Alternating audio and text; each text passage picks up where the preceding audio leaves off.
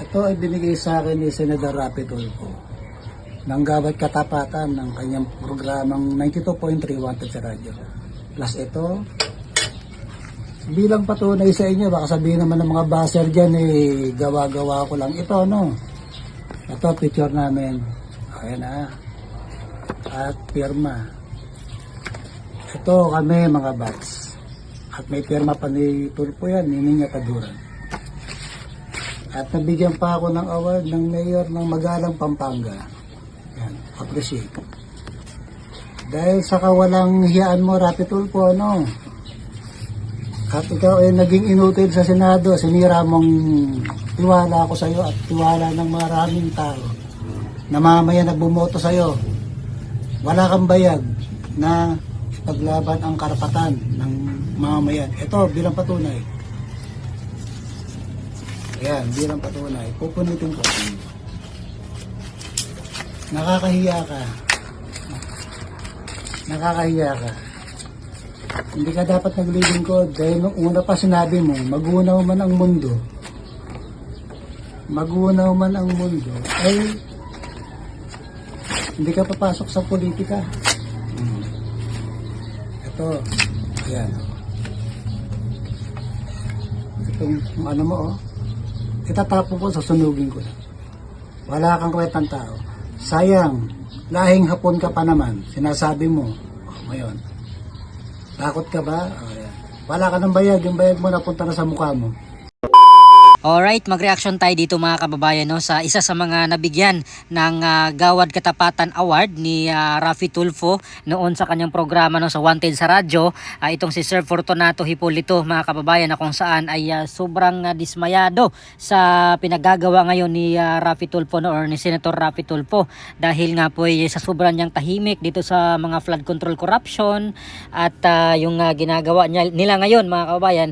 Kaya itong ginawa ni Sir Fortunato ay sinira niya mga kababayan yung award na binigay sa kanya, no, nung Gawad Katapatan Award. So ito yung sa programa niya nga sa radyo mga kababayan, no, na yung mga honest, yung mga nagsauli na mga naiiwang mga gamit, no, ng mga pasahero, for example doon sa mga taxi driver na may napulot, no, na naiwang mahalagang gamit, isinauli doon sa kanyang programa. Kaya binigyan ng mga award or binigyan niya ng mga ganyang klaseng award, no, Gawad Katapatan mga kababayan. At ngayon ay kanya pong sinira pati yung picture mga kababayan na nagpapatunay na meron ng ganong award, no. May picture siya kasama si Senator Rafi Tulfo, o Rafi Tulfo dati, kasi hindi pa naman siya senator nung time na yun, no, yung kanyang programa na Wanted sa radyo. Kaya sa sobrang paghanga niya noon, no, kay Rafi Tulfo mga kababayan, ay siyempre in-expect niya na talagang doon lagi sa tama, no, itong si Rafi Tulfo, kasi tatanggol niya yung mga maliliit na tao at talagang pinaglaban niya mga kababayan, no, kahit mga pulis, yung mga isinumbong ng mga nagpupunta sa programa niya. At ngayon nga ay biglang nag-iba na nga mga kababayan. Kaya sa tingin ko talaga ay sirang-sira po talaga sila dito, dahil hindi man lang talaga sila dito nag-iingay, no. Dalawa na po silang Tulfo dyan.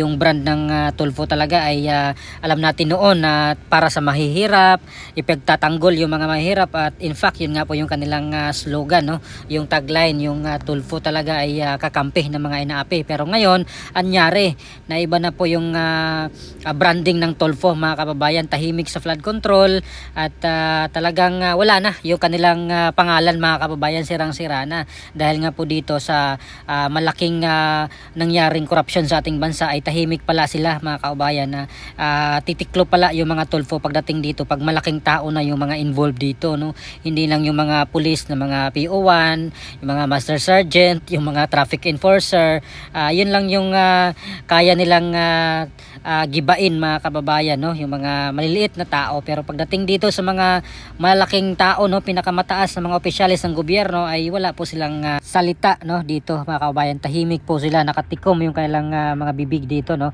At yun nga ay nasama nga po doon, no, sa mga 18 Marines, yung mga nadeliveran di umano nga ng mga mali-malitang pera itong kapatid si Senator Erwin Tulfo, kaya nanggalaiti siya at talagang sinabi niya na bibitbitin niya or palalayasin niya itong si SP Cayetano at yung kanyang grupo, sila Senator Marcoleta doon sa kailang Blue Ribbon Committee, no, kung magsagawa daw po ulit sila ng Blue Ribbon Committee hearing. Although nag-apologize po siya, humingi po siya ng paumanhin doon sa kanyang mga marahas na mga salita, no, binitawang salita laban dito sa kapwa senador at talagang naintindihan ko yung pagkadismaya, no, ni Sir Fortunato Hipólito dito sa kay Senator Raffy Tulfo, mga kababayan, no, kasi talaga namang tahimik po sila talaga, wala naman po silang batikos, no, kaya sa tingin ko talagang sira yung kailang apelyido, mga kababayan. At para po sa aking opinion dito, no, mas maigi na rin siguro na nabulgar yung kailang totoong mga kulay, no, mga kababayan, na pagdating pala dito sa mga ganitong klaseng